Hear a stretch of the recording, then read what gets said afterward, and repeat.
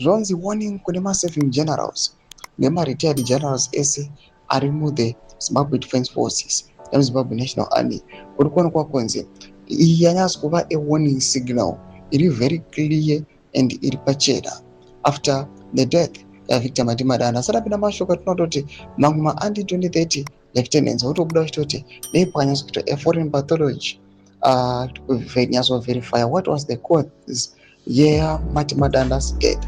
After panguva ino nyika yese iri great shock. Don't forget subscribe or like it on the bell icon.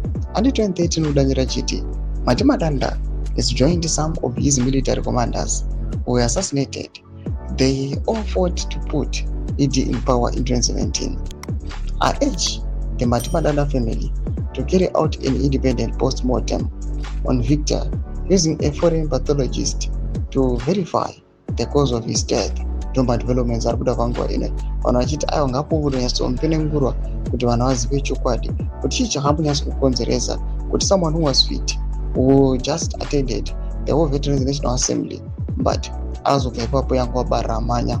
Madevelopments ari kuda panguva ino kuri kuno kwakunzi aiwa yanyatsa kuita a warning as he is now joining other military commanders who were assassinated.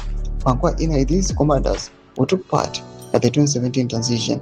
No madevelopments ari kuda panguva ino asi yanyika yese yakabata muromo remukanwa yakapererwa. Madevelopments ari kuitika munyika. Pina comment section report dzamafungiro enyu muri kudii pamusoro pechitiko ichi. Subscribe or like, on the bell icon.